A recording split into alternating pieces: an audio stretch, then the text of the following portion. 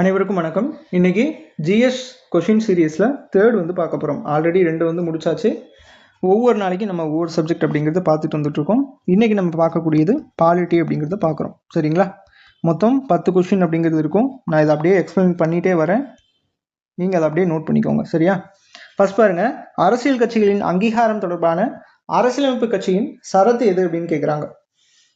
324A அப்படிங்கிறது தான் இதுக்கு சரியான பதில். இந்த அரசியல் கட்சிகள் அங்கீகார பார்க்கறதுக்கு முன்னாடி எலெக்ஷன் கமிஷன் ஆஃப் இந்தியா, ஏன்னா இந்த தேர்தல் ஆணையம் இருக்கு இல்லையா, இந்திய தேர்தல் ஆணையம் தான் அங்கீகாரம் அப்படிங்கிறது எல்லா கட்சிக்கும் வந்து கொடுக்குது. மாநில கட்சி, இந்த தேசிய கட்சி அந்தஸ்து இதெல்லாம் இருக்கு இல்லையா, இதெல்லாம் யார் வந்து கொடுக்குறாங்க அப்படின்னா எலெக்ஷன் கமிஷன் ஆஃப் இந்தியா. இதை பற்றி நம்ம பார்த்தாகணும். இது எதில் வரும்? பகுதி 15 வந்து வரும். சரிங்களா? பகுதி 15. இது எப்படி ஞாபகம் வச்சுக்கலாம் அப்படின்னா, ஒவ்வொரு 5 வருஷத்துக்கும் தேர்தல் நடக்கும் இல்லையா, அப்போ ஒவ்வொரு 5 வருஷம் அப்படிங்கிறது 5. இதோட ஆர்டிக்கலை பொறுத்த வரைக்கும் 324 329 வரைக்கும் இதனோட ஆர்டிக்கல். இது எல்லாமே நம்ம பார்த்தாகணும். அதை நான் அப்படியே சொல்கிறேன், நோட் பண்ணிக்கோங்க. ஆர்டிக்கல்லாம் சொல்கிறேன். சரியா? ஃபர்ஸ்ட் 324. இந்த 324 என்ன சொல்லுது அப்படின்னா, சுதந்திரமான மற்றும் நியாயமான முறையில், சரிங்களா, தேர்தல் அப்படிங்கிறது நடத்தணும் அப்படின்னு சொல்லக்கூடியதை இந்த 324. அதை வந்து உறுதிப்படுத்தணும் அப்படிங்கிறது 324. சரியா? சுதந்திரமான முறையிலும் நியாயமான முறையிலும் தேர்தல் நடக்கணும் அப்படிங்கிறது தான். அடுத்த ஆர்டிக்கல் 325 என்ன சொல்லுது அப்படின்னா, அந்த மொத்தம் 3 விஷயம் வந்து சொல்லியிருந்திருப்பாங்க. அது ரொம்ப முக்கியம். என்ன அப்படின்னா, மதம், அதுக்கடுத்து இனம், அதுக்கடுத்து சாதி அல்லது பாலினம். சரியா? இதெல்லாம் நீங்க வந்து காரணம் காட்டி, பாகுபாடு காட்டி, வாக்காளர் அட்டையில உங்களுக்கு இடம் கிடையாது, நீங்க இந்த சாதியில இருக்கீங்க, நீங்க இந்த மதத்துல இருக்கிறீங்க அப்படின்னு சொல்லி பாகுபாடு காட்டி உங்களுக்கு வாக்காளர் அட்டை இல்லை, அதாவது உங்களோட வாக்காளர் பட்டியலில் உங்களோட பேர் வந்து ஆட் பண்ண முடியாது அப்படின்னு சொல்லக்கூடாது அப்படின்னு சொல்லக்கூடியது 325. இதை நோட் பண்ணிக்கணும். அடுத்து 326 யூனிவர்சல் அடல்ட் பிரான்சிஸ் அப்படின்னு சொல்லுவாங்க. அதாவது 18 வயது வந்து நிரம்பிருச்சு அப்படின்னா போதும், உங்களுக்கு வாக்காளர் அட்டை அப்படிங்கிறது உங்களுக்கு வந்து வந்துடும். அதாவது நீங்கள் தகுதி பெற்றவங்க, இது ஒரு தகுதி இருந்தால் மட்டும் போதும். 18 வயது நிறைவடைந்தால் போதும், உங்களுக்கு வாக்காளர் அட்டை அப்படிங்கிறது கொடுக்கப்படும். சரியா? அது ஒன்று. இதுதான் 326. இதுக்கு முன்னாடி என்னவா இருந்துச்சு அப்படின்னா 21 இருந்தது. சரிங்களா? எப்போ 21 இருந்திருக்கும்? இந்த எலெக்ஷன் கமிஷன் ஆஃப் இந்தியா அப்படிங்கிறது எப்போ அடாப்ட் பண்ணாங்க அப்படின்னா 1950 ஜனவரி 25 வந்து பண்ணியிருந்திருப்பாங்க. இந்த ஜனவரி 25, அதாவது 1950 ஜனவரி 25 தான் 21 வயதாக இருக்கும். அதை 18 வயதாக வந்து மாற்றிருந்திருப்பாங்க. யாரோட ரெக்கமெண்டேஷனில் மாற்றுறாங்க அப்படின்னா தார்குண்டே கமிட்டி அப்படின்னு சொல்லுவாங்க. சரிங்களா? அவங்க தான் ரெக்கமெண்ட் பண்ணி 21 18 வந்து மாற்றிருப்பாங்க. சரியா? அதுக்கு நம்ம இது கூட படிச்சிருப்போம், அதாவது அமெண்ட்மெண்ட் படிச்சிருப்போம்.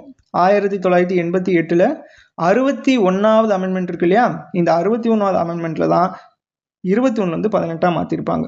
இது ரொம்ப முக்கியம். ஜனவரி 25 தான் நம்ம என்னவா கொண்டாடிட்டு வரோம்? நேஷனல் ஓட்டர்ஸ் டே அப்படின்னு கொண்டாடிட்டு வரோம். சரிங்களா? இதனோட தீம், அதுக்கப்புறம் ஸ்லோகன், இது முக்கியம். இது நம்ம அடுத்தது நம்ம பார்ப்போம்.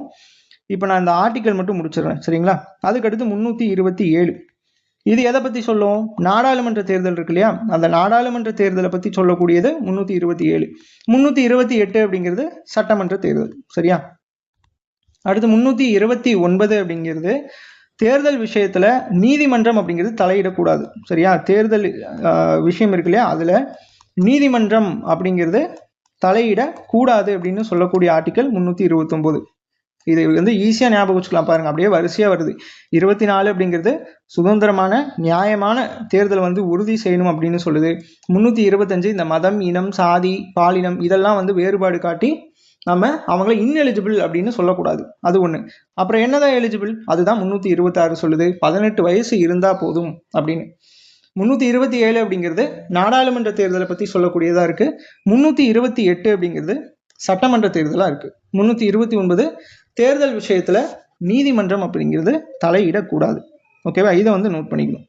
சரி, ஓகே. இப்போ நம்ம நேஷனல் ஓட்டர்ஸ் டே அப்படின்னு நம்ம சொன்னோம் இல்லையா, அது நம்ம வந்துடுவோம். இந்த நேஷனல் ஓட்டர்ஸ் டே அப்படிங்கிறது நம்ம எப்போ கொண்டாடுவோம்?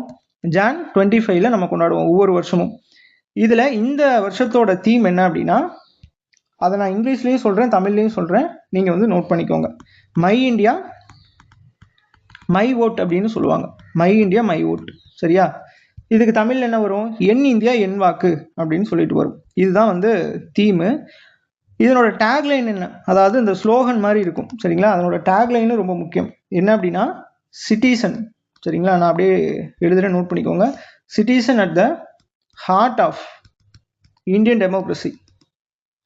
இதுதான் வந்து இந்த வருஷத்தோட டேக்லைன் சரிங்களா. இப்போ 2026ஓட டேக்லைன் இந்திய ஜனநாயகத்தின் இதயத்தில் குடிமகன் அப்படின்னு சொல்லிட்டு தமிழ்ல சொல்லுவாங்க சரியா. இது வந்து முக்கியம்.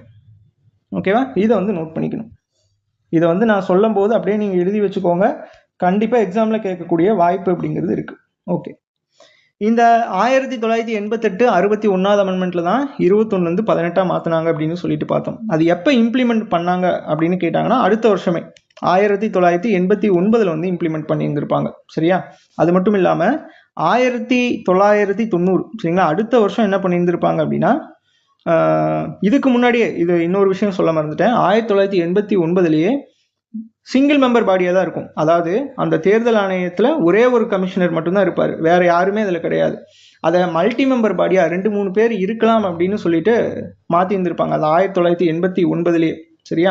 அதுக்கடுத்து 1990 என்ன பண்ணியிருந்திருப்பாங்க அப்படின்னா அதை வாபஸ் வாங்கியிருந்திருப்பாங்க. சிங்கிள் மெம்பர் பாடியாகவே இருக்கட்டும் அப்படின்னு சொல்லிட்டு 1990 சொல்லியிருந்திருப்பாங்க.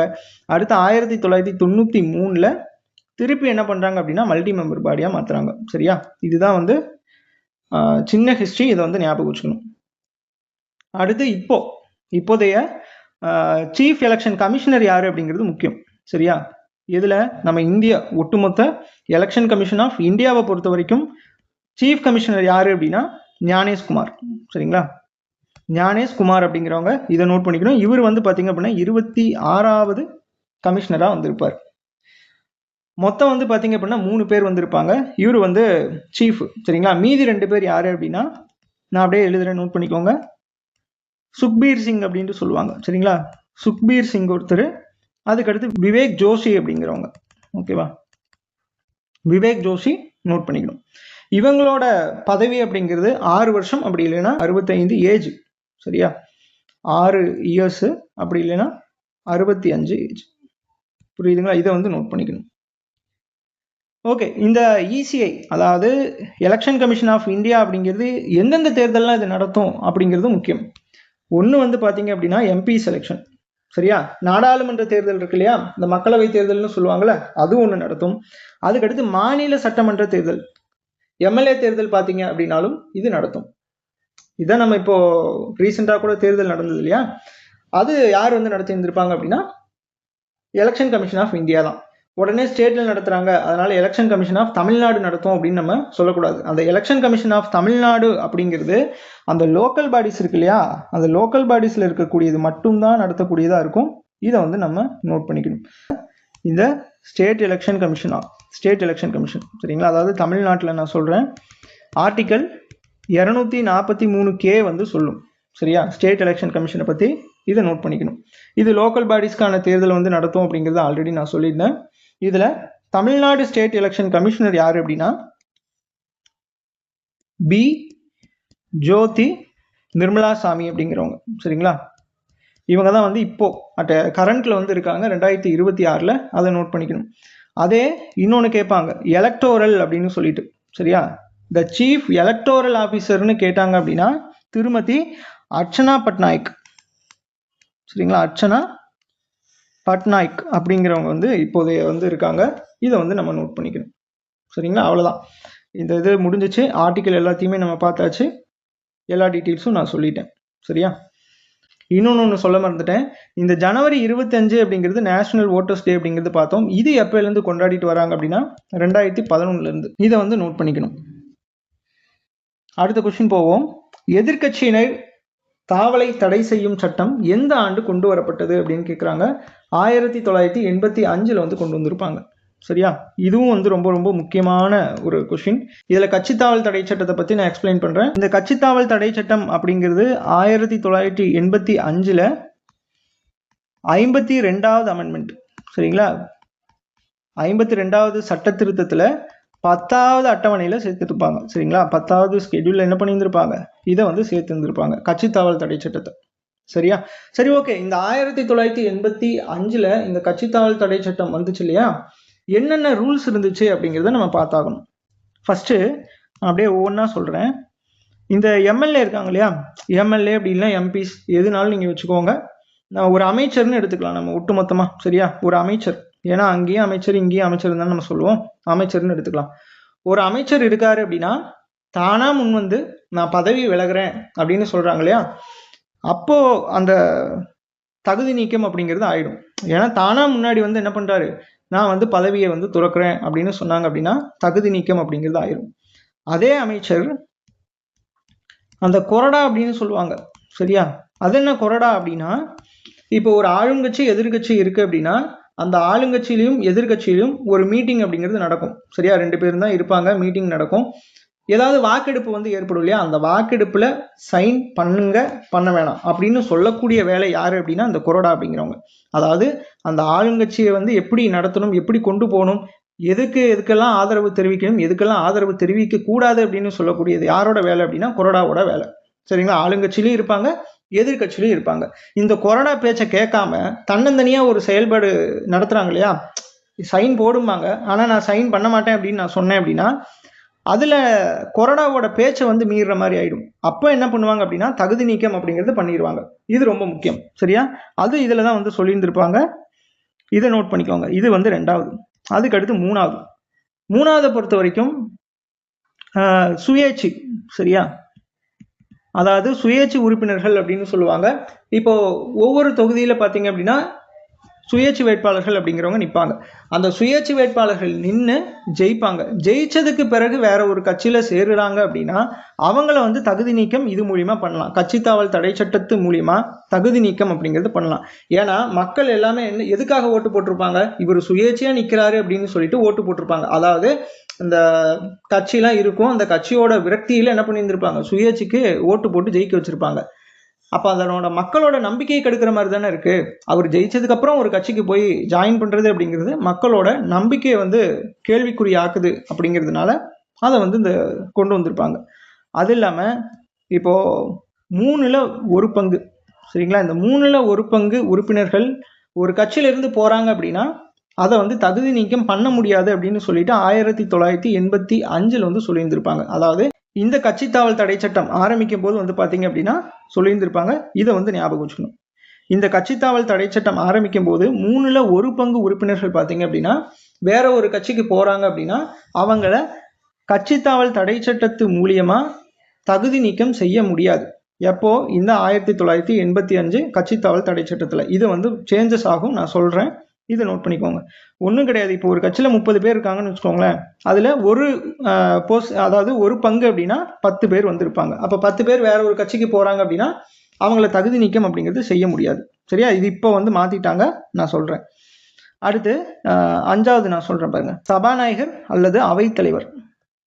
சரியா? இவங்க 2 பேரையும் பார்க்க வேண்டியது அவசியம். ஏன் அப்படின்னா அந்த கட்சித்தாவல் வந்து பண்றாங்க, அது கட்சித்தாவலுக்குள்ளதான் வரும் அப்படின்னு வந்து முடிவு பண்ணக்கூடியது யாரு அப்படின்னா இந்த சபாநாயகர், அப்படி இல்லைன்னா அவைத்தலைவர். இவங்க தான் முடிவு பண்ணி ஒரு அமைச்சரை வந்து தகுதி நீக்கம் வந்து பண்ணுவாங்க. எப்போ? இந்த 1985 கட்சித்தாவல் தடை சட்டத்தின்படி. சரியா? இது எல்லாமே வந்து பாத்தீங்க அப்படின்னா இப்ப அமெண்ட்மெண்ட் பண்ணி மாத்திட்டாங்க. நான் அதையும் வந்து சொல்றேன், நோட் பண்ணிக்கோங்க. நம்ம அமெண்ட்மெண்ட் போறதுக்கு முன்னாடி இதுக்கு ஒரு கேஸ் நடந்திருக்கும். சரியா? கியோட்டோ கொலஹான் கேஸ் அப்படின்னு சொல்லிட்டு இது 1993 வந்து நடந்திருக்கும். சரியா? இந்த கேஸ்ல வந்து என்ன சொல்றாங்க அப்படின்னா நம்ம முன்னையே பார்த்தோம், இந்த சபாநாயகர், இந்த அவைத்தலைவர், இவங்க தான் வந்து ஒருத்தர் வந்து கட்சி தாவறாரா அப்படின்னு சொல்லிட்டு முடிவு பண்றது. அவர் கட்சி தாவறாரு அப்படின்னா அவரை தகுதி நீக்கம் பண்ணணும் அப்படின்னு சொல்லக்கூடியது எல்லாமே, முடிவு பண்ணக்கூடியது எல்லாமே இந்த சபாநாயகரும் அவைத்தலைவரும் தான். இதுல இந்த கேஸ்ல என்ன சொல்றாங்க அப்படின்னா நீங்க முடிவு பண்ணுங்க, ஆனா முடிவு பண்றது ஃபைனல் வந்து கிடையாது அப்படின்னு சொல்லிடுவாங்க. யாரு? இந்த கோர்ட், சுப்ரீம் கோர்ட் வந்து சொல்றாங்க. அப்போ யார் தான் ஃபைனல் பண்ணுவாங்க அப்படின்னா இவங்க ஃபைனல் பண்ணதுக்கு அப்புறம் அதுல ஜுடிஷியல் ரிவ்யூ அப்படின்னு சொல்லுவாங்க. சரிங்களா? அது என்ன ஜுடிஷியல் ரிவ்யூ? ஜுடிஷியல் ரிவ்யூனா என்ன அர்த்தம்? ஒரு சட்டம் வந்து போடுறாங்க, இல்ல ஏதாவது ஒன்று நடைமுறைக்கு வருது அப்படின்னா அது அரசியலமைப்பு சட்டத்துக்கு முரணானதா இருக்கா இல்ல ஆதரவா இருக்கா அப்படிங்கிறது சொல்லக்கூடியதான் ஜுடிஷியல் ரிவ்யூ. முரணா இருந்துச்சு அப்படின்னா அதை ரத்து வந்து பண்ணிடுவாங்க. கரெக்டா அரசியலமைப்பு சட்டத்தை பாதிக்காத மாதிரி இருந்துச்சு அப்படின்னா அதை அப்படியே விட்டுருவாங்க. அதை தான் வந்து ஜுடிஷியல் ரிவ்யூ அப்படின்னு வந்து சொல்லுவாங்க. இதை வந்து ஞாபகம் வச்சுக்கணும். சரியா? புரியுது என்னன்னு இந்த கேஸ் வந்து என்ன சொல்லுது அப்படின்னு. ஏன் இதை வந்து அவங்க சொல்றத வந்து ஃபைனல் இல்லை அப்படின்னு சொல்றாங்க அப்படின்னா, நம்மளுக்கே தெரியும் சபாநாயகர் அப்படிங்கிறவங்க ஆளுங்கட்சியை சேர்ந்தவங்களா இருப்பாங்க. அப்ப ஆளுங்கட்சிக்கு தான் மேக்சிமம் ஃபேவரா வந்து இருப்பாங்க. சரியா? எதிர்கட்சினா கொஞ்சம் ஸ்ட்ரிக்டா வந்து இருப்பாங்க. அப்படிலாம் இருக்காங்க. அவங்களோட சொந்த இதை வந்து தப்பா வந்து பயன்படுத்துறாங்க அப்படிங்கிறதுக்காக நீங்க பண்றதெல்லாம் ஃபைனல் கிடையாது. நீங்க அதை பண்ணுனீங்க அப்படின்னா நாங்க ஜுடிஷியல் ரிவ்யூ பண்ணுவோம் அப்படின்னு சொல்லிட்டு சுப்ரீம் கோர்ட் வந்து சொல்லுது. இதுதான் வந்து கிஹோட்டோ ஹோலோவன் கேஸ் அப்படிங்கிறது 1993. இதை ஞாபகம் வச்சுக்கணும். சரியா? அடுத்து நம்ம இப்போ அமெண்ட்மெண்ட்டுக்கு வருவோம். 2003 வந்து அமெண்ட்மெண்ட் பண்ணாங்க. 91st amendment. சரியா? இதுல என்னென்ன சேஞ்சஸ் கொண்டு வராங்க அப்படிங்கிறத பார்க்கலாம். ஃபர்ஸ்ட் பாருங்க, 1/3 அப்படிங்கிறது இருந்துச்சா முன்ன. இப்ப என்ன பண்றாங்க அப்படின்னா 2/3 உறுப்பினர் போனா மட்டும்தான் கட்சித்தாவல் தடை சட்டத்தை யூஸ் பண்ண முடியாது அப்படின்னு சொல்றாங்க. ஒன்றும் கிடையாது. 30 பேர் இருந்தாங்க. அதுல 10 பேர் போனாங்க அப்படின்னா கட்சித்தாவல் தடை சட்டத்துக்கு கீழே வந்து வராது, தகுதி நீக்கம் பண்ண முடியாதுன்னு சொல்லிட்டாங்க. ஆனா இங்க 30ல எத்தனை பேர் போனோம்? 20 பேர் அடுத்த கட்சிக்கு போனா மட்டும்தான் அது கட்சித்தாவல்ல வராது, அவங்களை அப்பதான் தகுதி நீக்கம் செய்ய முடியாது அப்படிங்கிற மாதிரி சொல்லிடுவாங்க. இது ஒண்ணு. சரியா? அதே போல இந்த 1/3 அப்படிங்கிறது நீக்கம். சரியா? ஃபர்ஸ்ட் இதுதான். இதை வந்து ஞாபகம் வச்சுக்கணும். 1/3 அப்படிங்கிறது நீக்கம் பண்ணிட்டு 2/3 உறுப்பினர்கள் வந்து என்ன பண்ணணும்? இன்னொரு கட்சிக்கு போனாங்க அப்படின்னா அதை கட்சித்தாவல் தடை சட்டத்துக்கு கீழே வந்து வராது. சரிங்களா? இது வந்து முக்கியம். அதுக்கடுத்து அமைச்சரவையோட கட்டுப்பாடு. சரியா? அமைச்சரவையில என்ன கட்டுப்பாடு கொண்டு வந்தாங்க அப்படிங்கிறத பார்க்கணும். இந்த அமைச்சரவையில பொறுத்த வரைக்கும் இப்போ ஒரு அமைச்சர் தகுதி நீக்கம் பண்றாங்க, கட்சித்தாவல் தடை சட்டத்து மூலியமா தகுதி நீக்கம் பண்றாங்க அப்படின்னா அவரு மற்ற எந்த அமைச்சர் பதவியிலும் வந்து இருக்கக்கூடாது. அது ஒண்ணு. வேற எந்த ஊதியம் தரக்கூடிய அரசு பதவியிலும் அவரு வகிக்க கூடாது அப்படின்னு சொல்லியிருந்துருவாங்க. இது அமைச்சரவையை பொறுத்த வரைக்கும். சரியா? இது ரொம்ப ரொம்ப முக்கியம். அதே மாதிரி சபாநாயகரோட அதிகாரம் நம்ம முன்ன பார்த்த மாதிரிதான். இந்த கிஹோட்டா கேஸ் இருக்கு இல்லையா, இதுல என்ன சொன்னாங்களோ அதே தான் வந்து இங்கேயும் சொல்றாங்க. நீங்க அதாவது இந்த சபாநாயகரும் அவைத்தலைவரும் பண்ணக்கூடியது ஃபைனல் கிடையாது. நாங்க என்ன பண்ணுவோம்? அது ஜுடிஷியல் ரிவ்யூ பண்ணுவோம், அதாவது நீதி மறு ஆய்வுக்கு வந்து உட்படும் அப்படின்னு வந்து சொல்றாங்க. சரியா?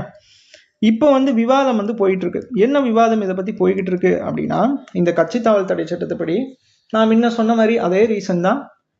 சபாநாயகர் அப்படிங்கிறவர் ஆளுங்கட்சியை சேர்ந்தவரா இருப்பாரு. ஆளுங்கட்சிக்கு ஃபேவரா இருக்கிறதன் காரணமா என்ன பண்ணுங்க, இந்த கட்சித்தாவல் தடை இதனோட தகுதி நீக்கம் பண்றது எல்லாமே சபாநாயகர் கிட்ட கொடுக்காதீங்க, சுதந்திரமா வந்து இருக்கக்கூடிய தேர்தல் ஆணையத்திட்ட அதை ஒப்படைச்சிருங்க அப்படின்னு சொல்லிட்டு இன்னைக்கு தேதியில அரசியல் கட்சிகள், அதாவது அரசியல் விமர்சகர்கள் பார்த்தீங்க அப்படின்னா இந்த விவாதம் வந்து முன் வச்சுக்கிட்டு இருக்காங்க. இது இன்னும் நடைமுறைக்கெல்லாம் வரல. சரிங்களா? இது வந்து நோட் பண்ணிக்கிட்டீங்கன்னா போதுமானது. நம்ம என்னென்ன பார்த்தோம் இதுல? கட்சித்தாவல் தடை சட்டம் எப்போ வந்துச்சு, வந்த புதுசுல என்னென்னலாம் கொண்டு வந்தாங்க, அதுக்கப்புறம் என்ன மாற்றம் கொண்டு வந்தாங்க, அதுக்கடுத்து ஒரு கேஸ் வந்து பார்த்தோம். இதெல்லாமே வந்து பார்த்தீங்க அப்படின்னா கட்சித்தாவல் தடை சட்டத்தில் வரும். இதெல்லாம் நோட் பண்ணிக்கோங்க. இது ப்ரீவியஸ் கொஸ்டின்ல கேட்டிருக்காங்க. சரியா? அடுத்து நம்ம பார்ப்போம், அகில இந்திய ஃபார்வர்ட் பிளாக் கட்சியை தோற்றுவித்தவர் யார்? சரிங்களா? Who formed the all India forward bloc party? யார் வந்து ஃபார்ம் பண்ணியிருந்திருப்பாங்க? சுபாஷ் சந்திர போஸ் அப்படிங்கிறவங்க ஃபார்ம் பண்ணியிருந்திருப்பாங்க. எப்போ ஃபார்ம் பண்ணியிருந்திருப்பாங்க? 1939. இதுக்கு முன்னாடி ஒரு சின்ன ஹிஸ்டரி இருக்கு, நம்ம அதை பார்த்துட்டு வருவோம். இப்போ 1938, 1939 இந்த 2 வருஷமே வந்து முக்கியம். இந்த 1938ல காங்கிரஸ் செஷன் அப்படிங்கிறது நடந்திருக்கும். அதாவது காங்கிரஸ் கூட்டம் எங்க நடந்திருக்கும்? 1938ல ஹரிபுரா அப்படிங்கிறதுல, இதுல திரிபுரி அப்படிங்கிற பகுதியில் நடந்திருக்கும் 39ல. இந்த 38ல யார் வந்து தலைவராக இருப்பாங்க அப்படின்னா இவர் தான். யார்? சுபாஷ் சந்திர போஸ் அப்படிங்கிறவர் தலைவராக இருக்காரு.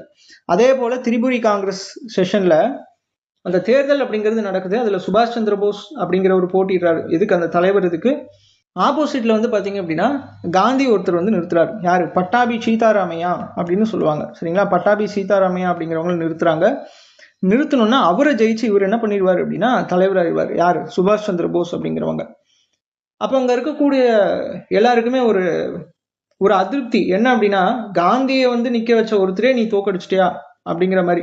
ஒரு சில பேர்லாம் வந்து பாத்தீங்க அப்படின்னா பதவி விலகிறேன் அப்படிங்கிற மாதிரி சொல்லிடுவாங்க. அதாவது பழமைவாத காங்கிரஸ் கட்சியில இருக்கக்கூடிய குழு, அதாவது ரொம்ப காலமா வந்து இருப்பாங்க இல்லையா, ஆரம்பத்துல ஸ்டார்ட் பண்ணதுல இருந்து, அவங்க எல்லாம் என்ன சொல்றாங்க அப்படின்னா, காந்தி நிக்க வச்சவங்களே நீங்க தோக்கடிச்சிட்டீங்க, அதனால நாங்கள் வந்து இதில் வந்து பதவி வகிக்க முடியாது, நான் என்ன பண்ணுறேன் ராஜினாமா பண்ணிட்டு போகிறேன் அப்படின்னு நிறைய பேர் வந்து சொல்கிறாங்க.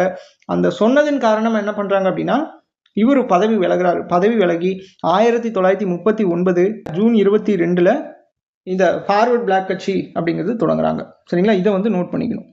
ஆனால் ஒரு சில இடத்துல பார்த்தீங்க அப்படின்னா May 3 அப்படின்னு சொல்லி கொடுத்துருப்பாங்க. சரிங்களா, இதை வந்து பார்த்து வச்சுக்கோங்க என்ன அப்படிங்கிறத.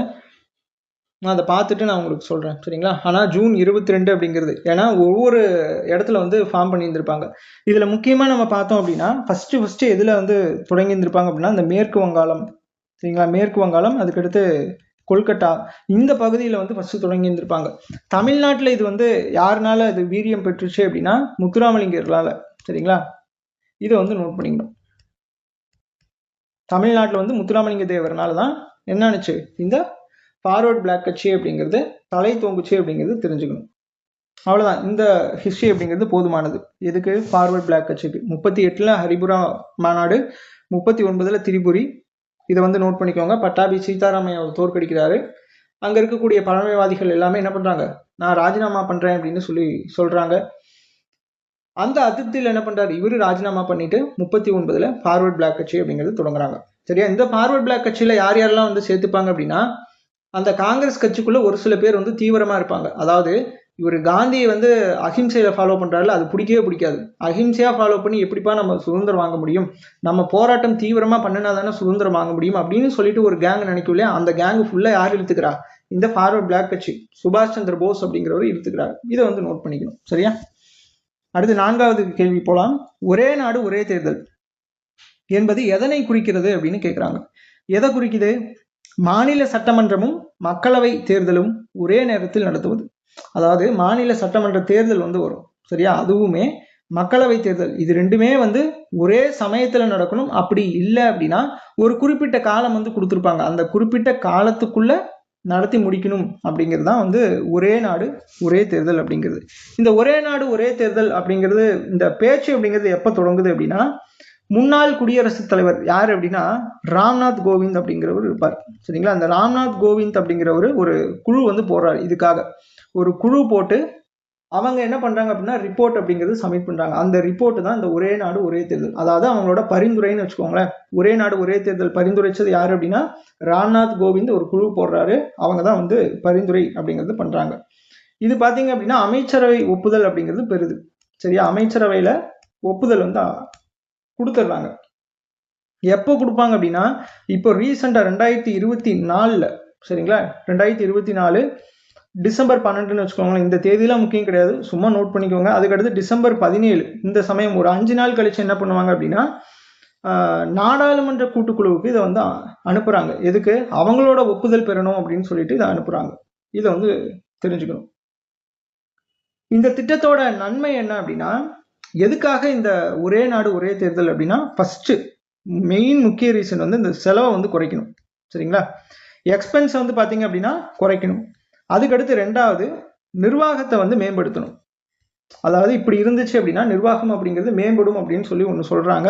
ஆனால் இதுலையுமே வந்து ஒரு டிராபேக் இருக்கு, நான் அதையும் வந்து சொல்றேன். அதுக்கடுத்து 3வது வந்து பார்த்தீங்க அப்படின்னா வளர்ச்சி பணிகள். இந்த அரசு திட்டங்கள் வந்து மக்கள்கிட்ட ஈஸியா வந்து கொண்டு போய் சேர்க்கும். அதாவது இந்த ஒரே நாடு ஒரே தேர்தல் எல்லாத்துக்குமே ஒரே மாதிரி ஒரே ஆண்டுல தேர்தல் நடக்குது அப்படின்னா அந்த திட்டம் அப்படிங்கிறது எல்லாத்துக்கும் ஈஸியா செயல்படுத்தலாம் அப்படிங்கிற மாதிரி இந்த 3வது இதையும் வந்து சொல்றாங்க. இதெல்லாமே எதுல நம்ம அட்வான்டேஜை நம்ம சொல்லலாம். டிஸ்அட்வான்டேஜ் ஏதாவது இருக்குதா அப்படின்னா டிஸ்அட்வான்டேஜ் இருக்குது. இந்த 2024 யாருங்க? இவர் தான், மோடி தான். சரிங்களா, இதை வந்து இதையும் நோட் பண்ணிக்கோங்க. சரி, ஓகே. டிஸ்அட்வான்டேஜ் பார்ப்போம். ஒன்று, மாநிலங்களோட உரிமை அப்படிங்கிறது பார்த்தீங்க அப்படின்னா குறைய தொடங்கும். ஏன்னு வச்சுக்கோங்களேன், இப்போ ஒரே நேரத்தில் தேர்தல் நடக்குது அப்படின்னா தேர்தலில் ஒரு சில பிரச்சனைகள் அப்படிங்கிறது வரும். அதாவது மாநிலத்துக்கும் வரும், மத்தியிலும் வரும். மத்தியில் பிரச்சனை நடக்குது அப்படின்னா அது வந்து பெருசாக வந்து பார்க்கப்படும். மாநிலம் அப்படிங்கிறது பெருசாக வந்து பார்க்க மாட்டாங்க.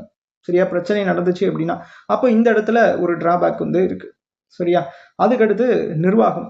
நான் இப்போதான் சொன்னேன், அங்கே ஒரு அட்வான்டேஜ் இருக்கு அப்படின்னா இங்கேயும் ஒரு டிஸ்அட்வான்டேஜ் அப்படிங்கிறது இருக்கு. என்னன்னா இதில் நான் சொல்றேன் பாருங்களேன், ஒரு 5 வருஷம் அப்படிங்கிறது, அதாவது ஒவ்வொரு 5 வருஷத்துக்கும் தானே தேர்தல் நடக்குது. இந்த அமைச்சர் தேர்தல், அதாவது சட்டமன்ற தேர்தல் அப்படிங்கிறது ஒவ்வொரு 5 வருஷத்துக்கு நடக்குது. இப்போ 5 வருஷத்துக்கு நடக்குது, ஒரு 2 வருஷத்துல அந்த கட்சி வந்து கலைக்கப்படுதுன்னு வச்சுக்கோங்களேன். ஒரு எக்ஸாம்பிளுக்கு மீதி 3 வருஷம் என்ன பண்ணுவாங்க? ஒண்ணுமே பண்ண முடியாது. யாரோட ஆட்சி? குடியரசுத் தலைவரோட ஆட்சிக்கு கீழே இந்த மாநில அரசு போய் வந்து விழுக சான்ஸ் இருக்கு. ஏன்னா தேர்தல் அப்படிங்கிறது 3 வருஷம் கழிச்சு, இந்த 2 வருஷத்துலேயே முடிஞ்சிருச்சு அப்படின்னா 3 வருஷம் கழிச்சு தானே அந்த ஒரே நாடு ஒரே தேர்தல்னா எல்லாத்துக்கும் தேர்தல் வரும்போது தான் இங்கேயும் வந்து தேர்தல் நடக்கிற மாதிரி இருக்கும். அப்போ 3 வருஷம் யாரோட ஆட்சியில் இருப்போம்? குடியரசுத் தலைவரோட ஆட்சியில் இருக்கக்கூடிய ஒரு நிபந்தனை அப்படிங்கிறது ஏற்பட்டுரும். அது மாநில அரசுக்கே ரொம்ப ஒரு பாதிப்புல கொண்டு போய் விட்டுரும் அப்படின்னு சொல்லி அதுவும் வந்து சொல்றாங்க. இன்னொன்று வந்து பாத்தீங்க அப்படின்னா இதே இதுல வந்து நிர்வாகத்துல இன்னொன்னு சொல்லுவாங்க என்ன அப்படின்னா, இப்ப எல்லா பக்கமுமே இந்தியாவில் ஒரே நேரத்துல எலெக்ஷன் நடக்குதுன்னு வச்சுக்கோங்களேன். எலெக்ஷன் எது மூலியமா நடக்குது? இந்த இவிஎம் மிஷின் மூலியமா நடக்குது. அதாவது எலக்ட்ரானிக் ஓட்டிங் மிஷின் அப்படின்னு சொல்லுவாங்க, இவிஎம் அப்படிங்கிறது. இந்த இவிஎம் மிஷின்ல என்ன குறைபாடு அப்படின்னா, இப்போ ஒட்டுமொத்தமா இந்தியாவுக்கு ஃபுல்லா வந்து தேர்தல் நடக்குதுன்னு வச்சுக்கோங்களேன். எத்தனை கோடி மக்கள் இருக்காங்க, அத்தனை கோடி மக்களுக்கு அந்த இவிஎம் மிஷின் அப்படிங்கிறது பத்தாம போயிடும். சரியா? இது ஒரு குற்றச்சாட்டா வந்து வைக்கிறாங்க. ஓகேவா? சரி, ஓகே. இந்த இவிஎம் பத்தி ஒரு சின்ன இது பார்த்துடலாம். இந்த இவிஎம் அப்படிங்கிறது ஃபர்ஸ்ட் 1982 தான் வந்து நம்மளோட இந்தியாவுக்கு வருது. எங்க அப்படின்னா கேரளால. அவங்க தான் ஃபர்ஸ்ட் நடைமுறை வந்து நடைமுறைப்படுத்துறாங்க அப்படின்னா ஃபர்ஸ்ட் அங்கதான் இவிஎம் அப்படிங்கிறது இன்ட்ரடியூஸ் பண்ணியிருந்திருப்பாங்க. சரியா? இந்த இவிஎம் அப்படிங்கிறது 1989 சரியா, ஒரு 7 வருஷம் கழிச்சு 1989 இந்த இவிஎம் அப்படிங்கிறது யாரெல்லாம் வந்து சேர்ந்து தயாரிக்கிறாங்க அப்படின்னா பாரத் எலக்ட்ரானிக்ஸ். சரிங்களா? பாரத் எலக்ட்ரானிக்ஸும் அதுக்கடுத்து electronic corporation of India limited. சரியா? Electronic corporation of India limited. நான் அதெல்லாம் அப்படியே சும்மா எழுதுனேன், அப்படியே நோட் பண்ணிக்கோங்க, எழுதுனா டைம் ஆயிடும். சரியா? 1982 கேரளாவில் வந்து நடக்குது. இது ஒன்று, அதுவும் நோட் பண்ணிக்கணும். அதுக்கடுத்து இவிஎம் அப்படிங்கிறது பாரத் எலக்ட்ரானிக்கும் அதுக்கடுத்து எலக்ட்ரானிக் கார்பரேஷன் ஆஃப் இந்தியா, இவங்க 2 பேரும் சேர்ந்து தான் என்ன பண்றாங்க, இந்த இவிஎம் அப்படிங்கிறதே தயாரிக்கிறாங்க. இதை வந்து நோட் பண்ணிக்கணும். இந்த இவிஎம் வந்து ஒட்டுமொத்த இந்தியாவிலையும் எப்போ வந்து நடைமுறைக்கு வந்ததுன்னா 2014. சரியா? ஃபர்ஸ்ட் கோவாவில் வந்து பயன்படுத்தியிருப்பாங்க 1999. சரிங்களா? இதை வந்து நோட் பண்ணிக்கணும். இதே 2014 தான் விவிபேட் அப்படிங்கிறது வந்திருக்கும். அதாவது voters verified paper audit trail அப்படின்னு சொல்லுவாங்க 2014 இப்போ நீங்க எல்லாருமே ஓட் போட்டுருந்துருப்பீங்க. அந்த ஓட் போட்டோன்னே இந்த லெஃப்ட் சைடில் ஒரு சின்ன பாக்ஸ் வச்சிருப்பாங்க. அதில் நீங்க யாருக்கு ஓட் போட்டீங்க அப்படிங்கிறது பிரிண்ட் அடிச்சு வரும் பார்த்தீங்களா? அதை நீங்க பாக்குறீங்க இல்லையா? அதை தான் வந்து விவிபேட் அப்படின்னு சொல்லுவாங்க. அது 2014 தான் வந்து வந்திருக்கும். இதையும் வந்து நம்ம நோட் பண்ணிக்கணும். சரிங்களா? அவ்வளவுதான். இந்த ஒரே நாடு ஒரே தேர்தல் அப்படிங்கிறது முடிஞ்சிச்சு. நம்ம யார் வந்து கொண்டு வந்தாங்க, யார் அமைச்சரவையில ஒப்புதல் வந்து வழங்கினா, எப்போ வந்து அந்த நாடாளுமன்ற கூட்டுக்குழுவுக்கு வந்து போணுச்சு அப்படிங்கிறது எல்லாமே பார்த்தோம். சரி, ஓகே. இது எப்போலேருந்து நடைமுறைக்கு வரலாம், அதாவது இந்த ஒரே நாடு ஒரே தேர்தல் அப்படிங்கிறது எப்போலேருந்து நடைமுறைக்கு வரலாம் அப்படின்னா 2029 நாடாளுமன்ற தேர்தல் வந்து வரும். அதாவது மக்களவை தேர்தல் இருக்கு இல்லையா, அது வந்து வரும். அது முடிஞ்சதுக்கு பிறகு இந்த ஒரே நாடு ஒரே தேர்தல் வரலாம் அப்படின்னு சொல்லி எதிர்பார்க்கப்படுது. ஆனா இன்னும் கன்ஃபார்ம் வந்து ஆகல. அதை வந்து பார்த்துக்கணும். அடுத்த 5வது கேள்வி பாருங்க. திராவிட கட்சிகள் முக்கியமாக எதை வலியுறுத்துகின்றன அப்படின்னு கேட்குறாங்க. திராவிட கட்சி அப்படிங்கிறது இந்த regional identity and social justice, அதாவது பிராந்திய அடையாளம் மற்றும் சமூக நீதி, இது 2 தான் வந்து இந்த திராவிட கட்சிகள் அப்படிங்கிறது வலியுறுத்துது. இது ஒரு தியரட்டிக்கான ஒரு கொஸ்டின் தான், இதை வந்து நோட் பண்ணிக்கோங்க. அடுத்து இந்த டி ஆப்ஷன்ல பாருங்களேன், என்ன கொடுத்துருக்கான், இடதுசாரி அப்படின்னு கொடுத்துருக்காங்க. இந்த இடதுசாரி அப்படிங்கிற வார்த்தையை நீங்க கேள்விப்பட்டிருப்பீங்க. இப்போ ரீசெண்டாவே இந்த நியூஸ்ல எல்லாம் அதிகமா எல்லாமே பார்த்துருந்துருப்பீங்க. இந்த இடதுசாரி வலதுசாரி அப்படிங்கிறது சொல்லுவாங்க. அது என்ன இடதுசாரி வலதுசாரி? ஒரு சின்ன ஒரு இது வந்து நான் சொல்றேன். இது நம்ம சப்ஜெக்டுக்கு வெளியெல்லாம் கிடையாது, நம்ம உள்ளுக்குள்ளேயே தான் படிச்சிருப்போம். 1789 பிரெஞ்சு புரட்சி அப்படிங்கிறது வந்திருக்கும். சரிங்களா? இந்த பிரெஞ்சு புரட்சியில 3 முக்கிய முழக்கங்கள் அப்படிங்கிறத படிச்சிருந்திருப்பீங்க. என்னென்ன படிச்சிருந்திருப்பீங்க? சுதந்திரம், சமத்துவம், சகோதரத்துவம், அதாவது லிபர்ட்டி, ஈக்குவாலிட்டி, ஃப்ராட்டர்னிட்டி அப்படிங்கிறத படிச்சிருந்திருப்பீங்க. 10வது புத்தகத்தில் கொடுத்துருப்பாங்களே, இதுவரையும் நம்மளுக்கு தெரியும். இதுல இருந்து தான் இந்த இடதுசாரி வலதுசாரி அப்படிங்கிறதே வந்துச்சு. நான் ஒரு சின்ன ஸ்டோரி சொல்றேன், அதை மட்டும் பாருங்க. என்ன அப்படின்னா, இந்த பிரெஞ்சு புரட்சி அப்படிங்கிறது வந்து பிரெஞ்சு புரட்சி வந்ததுக்கு அப்புறமா அந்த பிரெஞ்சு படைகள் அப்படிங்கிறது பின்னடைவு வந்து சந்திக்குது. இந்த பிரெஞ்சு படை பின்னடைவு சந்திக்கிறதுக்கு காரணம் யாரு அப்படின்னா, அங்க இருக்கக்கூடிய அரசன் தான். அதாவது அந்த பிரெஞ்சு ஆட்சி பண்ணக்கூடிய அரசன் தான். அந்த அரசனை எப்படியாவது நம்ம தோற்கடிச்சு அவன் என்ன பண்ணணும் அப்படின்னா அவனை கொன்றணும், தலையை வெட்டி கொன்றணும் அப்படின்னு சொல்லிட்டு ஒரு பக்கம் நிற்கிறாங்க. அதே போல என்னதான் இருந்தாலும் அவர் நம்ம அரசர், அவரே நம்மளை வந்து ஆட்சி பண்ணட்டும், பெருசா மாற்றம்லாம் நம்மளுக்கு தேவையில்லை, இப்போதைக்கு எல்லாமே நல்லா தான் போய்கிட்டு இருக்கு அப்படின்னு சொல்லிட்டு வலுவா வந்து நிற்கக்கூடியவங்க யாரு அப்படின்னா வலது புறத்துல நிற்கிறாங்க. புரியுது என்னன்னு?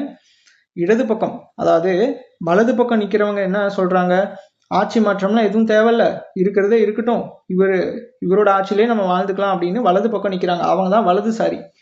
இடதுசாரி என்ன சொல்றாங்க, ஆட்சி மாற்றம் கண்டிப்பா வேணும், ஆட்சி மாற்றம், சமூக மாற்றம், எந்த இதுக்கு மாற்றம் வேணும்னு சொல்றாங்களோ அவங்களாம் இடதுசாரி கட்சிகள். அப்ப இதை வச்சு நீங்க என்ன பண்ணிக்கலாம், இன்னைக்கு தேதியில இருக்கக்கூடிய கட்சியை அது இடதுசாரி கட்சியா இல்ல வலதுசாரி கட்சியா அப்படிங்கிறத நீங்க பார்த்துக்கலாம். புரியுதா என்னன்னு? சிம்பிளா சொல்லணும் அப்படின்னா இடதுசாரி மாற்றம் வேண்டும், வலதுசாரி இல்ல மாற்றம்லாம் வேணாம் அப்படின்னு இருக்கவங்க வலதுசாரி. இதுதான் வந்து இப்போ நியூஸ் சேனல்ஸ்ல பார்த்துருந்துருப்பீங்க. இதனோட அர்த்தம் உங்களுக்கு புரிஞ்சிருக்கும் அப்படின்னு சொல்லிட்டு நம்புறேன்.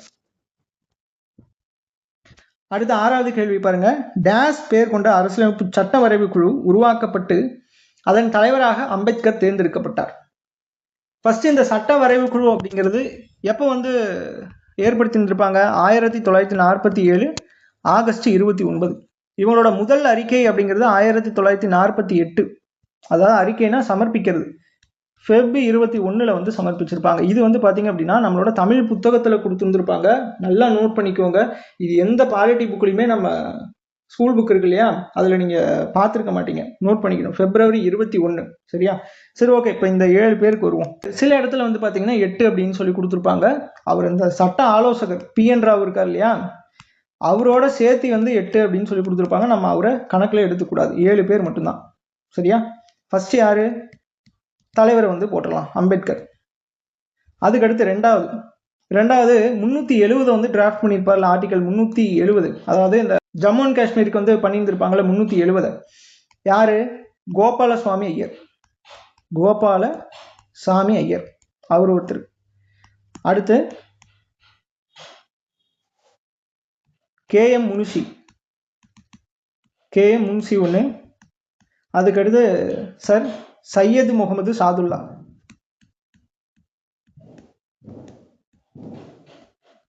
சார் சையது முகமது சாதுல்லா. அடுத்து 5வது சார் அல்லாடி கிருஷ்ணசாமி ஐயர். சரிங்களா, இவங்க. அதுக்கடுத்து 6வது N மாதவராவ். 7வது TT கிருஷ்ணமாச்சாரி. சரிங்களா?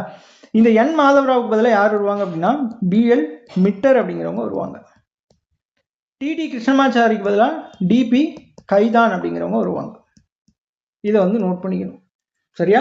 சட்ட ஆலோசகர் யாரு, PN ராவ். இது எப்போ வந்து ஆரம்பிச்சாங்க, 1947 ஆகஸ்ட் 29. 1948 February 21 சமர்ப்பிக்கிறாங்க. மொத்தம் 7 பேர். அந்த 8வது நபர், அதாவது 8 கிடையாது, 7 பேர் தான், சட்ட ஆலோசகரோட சேர்த்து 8 அப்படின்னு சொல்லி நம்மளோட புக்கில் கொடுத்துருப்பாங்க. சரியா? PN ராவ் தான் ஞாபகம் வச்சுக்கணும் சட்ட ஆலோசகர். மீதி பேர் அம்பேத்கர், அப்புறம் Gopalaswami Iyer, KM Munshi, sir Syed Muhammad Saadulla, sir Alladi Krishnaswami Iyer, N Madhavrao அவருக்கு பதிலாக BL மிட்டர், TT கிருஷ்ணமாச்சாரி அவருக்கு பதிலாக DP கைதான் அப்படிங்கிறவங்கள நோட் பண்ணி வச்சுக்கணும். அடுத்த 7வது கேள்வி, இவற்றுள் எவை அடிப்படை உரிமைகள் இல்லை அப்படின்னு கேட்குறாங்க. ஃபர்ஸ்ட் பாருங்க, ரைட் டு ஈக்குவாலிட்டி, அதாவது சம உரிமை. கரெக்டு தான். இந்த ரைட் டு ஈக்குவாலிட்டி அப்படிங்கிறது 14 to 18 வரை இருக்கும். அதுக்கடுத்து ரைட் டு ஃப்ரீடம் 19 to 22 வரைக்கும், அதாவது சுதந்திரமாக செயல்படும் உரிமை.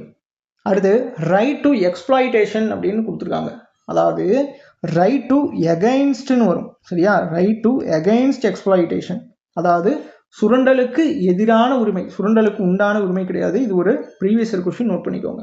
சரியா? இந்த சுரண்டலுக்கு எதிரான உரிமை அப்படிங்கிறது எதில் வரும், 23, 24 ஆர்டிகல்.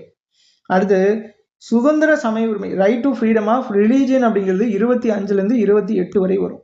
சரியா? அப்போ 29, 30, 31, 32லாம் என்ன அப்படிங்கிறத பார்த்துருவோம். 29, 30 கல்வி மற்றும் கலாச்சார உரிமை. சரியா? கல்வி மற்றும் கலாச்சாரம், அதாவது கல்ச்சுரல் அப்படின்னு சொல்லுவாங்க. இதை நோட் பண்ணிக்கணும். சரியா? அதுக்கடுத்து 31 அப்படிங்கிறது தூக்கி இருந்திருப்பாங்க, சொத்துரிமை. எப்போ, 1978 44வது சட்ட திருத்தம் இருக்கு இல்லையா, அதில் வந்து தூக்கி இருந்திருப்பாங்க. இது நோட் பண்ணிக்கணும்.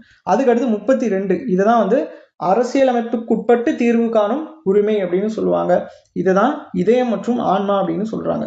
என்ன அப்படின்னா, உங்களோட அடிப்படை உரிமை பாதிப்பு அடையுதுன்னு வச்சுக்கோங்களேன், நீங்க டைரக்டா உச்ச நீதிமன்றத்துக்கே போகலாம் அப்படின்னு சொல்லக்கூடிய ஆர்டிக்கல் எது அப்படின்னா ஆர்டிக்கல் 32. சரியா? இது அப்படியே வந்து நோட் பண்ணிக்கணும். இதனோட ஆர்டிக்கல் எல்லாமே உங்களுக்கு தெரியும் அப்படின்னு சொல்லிட்டு நம்புறேன். 10th புக்லேயே நீங்கள் படிச்சிருந்துருப்பீங்க, அதிகமாக படிச்சிருந்துருப்பீங்க ரிப்பீட்டடாக. ஸோ நம்ம இதில் பார்க்க வேணாம் அப்படின்னு நினைக்கிறேன், ஏன்னா டைம் வந்து அதிகமாகிட்டே இருக்கு. இப்போதைக்கு இது போதும். அடுத்து 8வது கேள்வி, மாநில டேஷ் சட்டமன்றத்தின் ஒரு அங்கமாக திகழ்கிறார். ஆளுநர் அப்படிங்கிறவர் ஒரு அங்கமாக வந்து திகழ்கிறார். சரிங்களா? முதலமைச்சரை போய் ஒரு அங்கமாக திகழ்றாருன்னு சொல்லக்கூடாது, அவர் தான் முதன்மையானவர், அங்கம்லாம் கிடையாது. சரி, ஓகே. இந்த மாநில சட்டமன்றத்தில் ஆளுநர் ஒரு அங்கம்னு சொல்லக்கூடிய ஆர்டிக்கல் என்ன அப்படின்னா 168. சரியா? அதே மாதிரி நாடாளுமன்றத்தில் குடியரசுத் தலைவர் இருக்கார்ல, அவர் ஒரு அங்கம் அப்படின்னு தெரிவிக்கக்கூடிய ஆர்டிக்கல் 79. ஒரு நாடாளுமன்றம் அப்படின்னா குடியரசுத் தலைவர், அப்புறம் மக்களவை, மாநிலங்களவை, அதாவது ஈரவை, சட்டமன்றம், இது மூணும் சேர்ந்ததுதான் நாடாளுமன்றம் அப்படின்னு சொல்லக்கூடிய ஆர்டிக்கல் 79. இதுல இருந்து நீங்க ஒன்னு கழிச்சுட்டு பக்கத்துல அப்படியே 1 போட்டீங்க அப்படின்னா, அதாவது 7ல இருந்து 1 கழிச்சிங்கன்னா 6, 9ல இருந்து 1 கழிச்சிங்கன்னா 8, முன்னாடி 1 போட்டீங்க அப்படின்னா இங்கே நம்ம மாநிலத்துக்கு வந்துடும். புரியுது என்னன்னு? இதுதான் வந்து சொல்லுது என்ன அப்படின்னு, ஒரு சட்டமன்றம், மாநில சட்டமன்றம் அப்படின்னா ஆளுநர், அதுக்கடுத்து பேரவை, மேலவை. அதாவது ஒரு சில மாநிலத்துல மேலவை அப்படிங்கிறது இருக்கும், ஒரு சில இடத்துல சட்டப்பேரவை, அதாவது கீழவை மட்டும் இருக்கும். சட்டப்பேரவைனாலும் ஒண்ணுதான், சட்ட கீழவை அப்படின்னாலும் ஒண்ணுதான். இதே போல இந்த கீழவை மேலவைன்னு சொல்றோம் இல்லையா, இதுக்கு வந்து ஹிந்தி பேர் வந்து இருக்கும், அதாவது விதான் சபா. சரிங்களா? விதான் சபா அப்படின்னா கீழவை, விதான் பரிஷத், விதான் பரிஷத் அப்படின்னா மேலவை வந்து குறிக்கும். சரியா? இதை வந்து நோட் பண்ணிக்கணும், ரொம்ப ரொம்ப முக்கியம். சரி, ஓகே. இப்போ நம்ம என்ன பார்த்தோம், சட்ட மேலவை அப்படின்னு சொல்லிட்டு ஒரு சில ஸ்டேட்ல தான் இருக்கு அப்படின்னு சொல்லி பார்த்தோம். அதை நான் வந்து இங்கே எழுதுறேன், அப்படியே நோட் பண்ணிக்கோங்க. TUMBAK, டம்பக் அப்படின்னு சொல்லி ஞாபகம் வச்சுக்கோங்க. என்னோட ஷார்ட்கட் இது, இல்லை நீங்கள் எது ஷார்ட்கட் நீங்கள் போட்டிருக்கீங்களோ அதை வந்து பார்த்துக்கோங்க. டீக்கு வந்து என்ன வரும், தெலுங்கானா, உத்தரப்பிரதேஷ், அதுக்கடுத்து எம் வந்து மகாராஷ்டிரா, அதுக்கடுத்து பிக்கு வந்து பீகார், ஏக்கு வந்து ஆந்திர பிரதேஷ், சரியா? அதுக்கடுத்து கேக்கு வந்து கர்நாடகா. இது அப்படியே ஞாபகம் வச்சுக்கோங்க. மொத்தம் 6 ஸ்டேட் வந்து மேலவை வந்து இருக்கும். சரியா? உங்களுக்கு ஒரு கொஸ்டின் என்ன அப்படின்னா, நம்மளுக்கு தமிழ்நாடு அப்படிங்கிறது மேலவை வந்து கொண்டு இருந்தது இல்லையா, எப்போ அதை வந்து நீக்கினாங்க, வித் டேட்டோட வந்து சொல்லுங்க, யார் பீரியட்ல இதை நீக்கி இருந்திருப்பாங்க. இது உங்களுக்கான கொஸ்டின், நீங்க அதில் கீழே கமெண்ட் பண்ணுங்க. அடுத்து 9வது கேள்வி பாருங்க, தேசிய மனித உரிமைகள் ஆணையம் டேசாம் ஆண்டு அக்டோபர் 12ஆம் நாள் அமைக்கப்பட்டது அப்படின்னு கேட்குறாங்க. எப்போ அமைச்சிருந்திருப்பாங்க, 1993 அக்டோபர் 12. இந்த மனித உரிமைகள் ஆணையம் அப்படிங்கிறது சொல் வந்து வருது இல்லையா, இது எதுல இருந்து ஆர்ஜின் ஆச்சு அப்படிங்கிறத பார்க்கணும். ஃபர்ஸ்ட் நம்ம ஐநா சபை, ஐநா சபையிலேருந்து வந்தாதான் தெரியும். இந்த ஐநா சபை அப்படிங்கிறது 1945 அக்டோபர் 24. இதை நோட் பண்ணிக்கோங்க. இந்த தேதியில தான் என்ன ஐநா சபை அப்படிங்கிறது உருவாக்கப்பட்டிருக்கும். ஏன் வந்து இந்த ஐநா சபை உருவாக்குறாங்க அப்படின்னா, 2ஆம் உலக போர் அப்படிங்கிறது வந்திருக்கும். அதாவது 1939 இருந்து 1945 இந்த காலகட்டம் தான் 2ஆம் உலக போர். இந்த 2ஆம் உலக போர்ல மக்கள் அவ்வளோ பேர் கொத்து கொத்தா வந்து சாகடிக்கப்படுறாங்க, அவங்களோட மனித உரிமை அப்படிங்கிறது பறிக்கப்படுது, ஒரு மதிப்பு இல்லாம போச்சு மனித உயிர்களுக்கு எல்லாமே. அப்ப இதை வந்து பாக்குறாங்க, உற்று நோக்குறாங்க, உலகமே வந்து உற்று நோக்குது. உற்று நோக்கிதான் என்ன பண்றாங்க அப்படின்னா, ஒரு மனித உரிமை அப்படிங்கிறது பாதிக்கப்படுது, அரசு அப்படிங்கிறது அதை வந்து கரெக்டான முறையில் அதை எடுத்துட்டு போல, அதனால என்ன பண்ணணும் அப்படின்னா ஒரு அமைப்பு இதுக்காக அமைக்கணும் அப்படின்னு சொல்லித்தான் ஐநா சபை அப்படிங்கிறது அமைக்கிறாங்க. 1945 அக்டோபர் 24 வந்து அமைக்கிறாங்க. இந்த ஐநா சபை என்ன பண்ணுது அப்படின்னா UDHR அப்படின்னு சொல்லுவாங்க, அதாவது universal declaration of human rights அப்படின்னு சொல்லுவாங்க. தமிழ்ல உலகளாவிய மனித உரிமைகள் பேரறிக்கை அப்படிங்கிறது ஒண்ணு சமர்ப்பிக்கிறதுக்காக ஒரு குழு அப்படிங்கிறது அமைக்கப்படுது 1948 இந்த காலகட்டத்தில். சரியா? யார் அப்படின்னா எலினார் ரூஸ்வெல்ட் அப்படின்னு சொல்லுவாங்க. இந்த எலினார் ரூஸ்வெல்ட்டோட தலைமையில ஒரு குழு வந்து அமைக்கப்படுது. இதுதான் வந்து சிறந்ததுன்னு சொல்லலாம். ஐநா சபையே வந்து சிறந்ததா ஒன்று பண்ணுச்சு அப்படின்னா இது ஒன்று சொல்லலாம், இந்த UDHR, அதாவது இந்த மனித உரிமைகள் அந்த அறிக்கையை வந்து வெளியிட்டது. இது 1948 டிசம்பர் 10 வந்து பார்த்தீங்க அப்படின்னா அவங்களோட அறிக்கை அப்படிங்கிறது வெளியிட்டு இருந்திருப்பாங்க. சரியா? ரொம்ப ரொம்ப முக்கியமானது. எங்க வெளியிட்டாங்க அப்படின்னா பாரிஸ்ல. சரியா? பாரிஸில் வந்து பண்ணியிருந்திருப்பாங்க. பாரிஸ் எங்கே இருக்குது? ஃப்ரான்ஸில். சரியா? அந்த இதில் வந்து வெளியிட்டு இருந்திருப்பாங்க. வெளியிட்டு அதை ஐநா சபையிலும் என்ன பண்ணியிருந்திருப்பாங்க அப்படின்னா நிறைவேற்றிருந்திருப்பாங்க. இந்த டிசம்பர் 10 தான் என்னன்னு நம்ம சொல்கிறோம், மனித உரிமைகள் நாள் அப்படின்னு சொல்லி கொண்டாடிட்டு வரோம். சரியா? மனித உரிமைகள் நாள். இந்த மனித உரிமைகள் நாள் அப்படிங்கிறது எப்போலேருந்து கொண்டாடிட்டு வரோம்? 1950 கொண்டாடிட்டு வரோம். இது ரொம்ப ரொம்ப முக்கியமானது. சரிங்களா? 48 டிசம்பர் 10 வந்துருச்சு.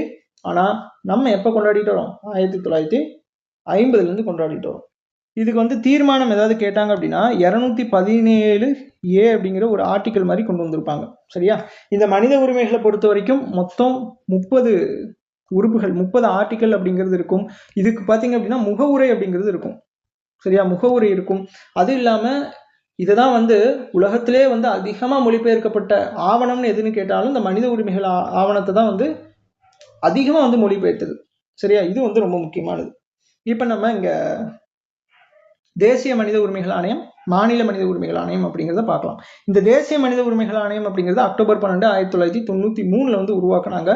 இதுல எத்தனை பேர் இருப்பாங்க அப்படின்னா 1+8. சரியா? இதே மாதிரி மாநில மனித உரிமைகள் ஆணையம் அப்படிங்கிறது 1997 ஏப்ரல் 17. சரிங்களா? பாருங்க, இங்க 1-7 இருக்கு, இங்க 1-7 அப்படியே ஞாபகம் வச்சுக்கோங்க. ஏப்ரல் 17. இதுல எத்தனை பேர் இருப்பாங்க அப்படின்னா 1+3. சரியா? இதுல 4 பேர், அதுல 9 பேர் வந்து இருப்பாங்க. சரியா? இது வந்து இந்த 1+8 அப்படிங்கிறது நம்ம புத்தகத்துல டைரக்டா கொடுத்துருக்க மாட்டாங்க, ஆனா ஒரு பிக்சரை வச்சு கொடுத்துருப்பாங்க. சரிங்களா? 8th புக்லயே இதுலயே வந்து கொடுத்துருப்பாங்க. அதை நீங்க பார்த்துக்கோங்க. இந்த மாநில மனித உரிமைகள் ஆணையம் அப்படிங்கிறது இந்த நம்ம லிஸ்ட் ஒன்று படிச்சிருப்போம்ல, இந்த central list, concurrent list, state list அப்படின்னு சொல்லிட்டு, அதாவது மத்திய பட்டியல், மாநில பட்டியல், பொதுப்பட்டியல். இந்த மாநில பட்டியலையும் பொதுப்பட்டியலில் இருக்கக்கூடிய மனித உரிமைகள் மீறல் செயல் இருக்கு இல்லையா, அது எல்லாமே விசாரிக்கக்கூடிய அதிகாரம் யாருக்கு அப்படின்னா இந்த ஸ்டேட் ஹியூமன் ரைட்ஸ்க்கு தான். அதாவது மாநில மனித உரிமைகள் ஆணையம் இருக்குல்ல, இதுக்கு தான் வந்து அதிகாரம் இருக்கு. இப்போ அந்த பொதுப்பட்டியல்ல ஏதோ ஒரு உரிமைகள் அப்படிங்கிறது மனித உரிமை மீறல் நடந்திருக்கு, அது NHRC, அதாவது நேஷனல் ஹியூமன் ரைட் கமிஷன், தேசிய மனித உரிமைகள் ஆணையம் வந்து விசாரிச்சுக்கிட்டு இருக்கு அப்படின்னா மாநில மனித உரிமைகள் ஆணையம் அந்த பக்கம் போகக்கூடாது. புரியுது என்னன்னு? அவங்க விசாரிக்கல அப்படின்னா இவங்க விசாரிக்கலாம். அவங்க விசாரிச்சுக்கிட்டு இருக்கும்போது அந்த இதில் போயிட்டு இவங்க வந்து என்ன பண்ணக்கூடாது, தலையிடக்கூடாது. இது ஒன்று நோட் பண்ணிக்கணும். சரியா? இப்போதைக்கு இந்த இன்ஃபர்மேஷன் அப்படிங்கிறது போதும். அடுத்த கொஸ்டின் பார்க்கலாம். அடுத்து பாருங்க, RTE ஆக்ட் என்பது, RTE ஆக்டோட ஃபுல் ஃபார்ம் என்ன? Right of children to free and compulsory education act அப்படிங்கிறது வரும். ரொம்ப ரொம்ப முக்கியம். இந்த RTE அப்படிங்கிறது எப்போ வந்திருக்கும்? 2009 வந்திருக்கும். 2009 நடைமுறை வந்து 2010. சரியா? இதை வந்து ஞாபகம் வச்சுக்கணும். இந்த RTE அப்படிங்கிறது என்ன சொல்லுது? அந்த 6 முதல் 14 வயது வரை குழந்தைகளுக்கு இலவச மற்றும் கட்டாய கல்வியை வந்து வலியுறுத்துது. இதை வந்து ஞாபகம் வச்சுக்கணும். இது எல்லாருக்குமே தெரிஞ்சது அப்படின்னு நினைக்கிறேன். ஏன்னா நம்ம ஸ்கூல் புத்தகத்திலே படிச்சிருப்போம். இதுல நம்ம டேட் வந்து குறிப்பிட்டு சொல்லணும் அப்படின்னா 2009 ஆகஸ்ட் 4. சரிங்களா? இது வந்து எனாக்ட் ஆகிருக்கும், அதாவது அந்த சட்டம் அப்படிங்கிறது வந்திருக்கும். ஆனால் நடைமுறைக்கு வந்தது பார்த்தீங்க, சட்டம் போட்டது ஆகஸ்ட் 4, நடைமுறைக்கு வந்தது 2010 ஏப்ரல் 1 சரியா? இதை வந்து நோட் பண்ணிக்கோங்க, முக்கியமானது. சரியா? இப்போதைக்கு இந்த இது இன்ஃபர்மேஷன் போதுமானதுன்னு நினைக்கிறேன். டைம் வந்து ரொம்ப போயிடுச்சு. நம்ம நெக்ஸ்ட் கொஸ்டின்ல சந்திப்போம். நன்றி.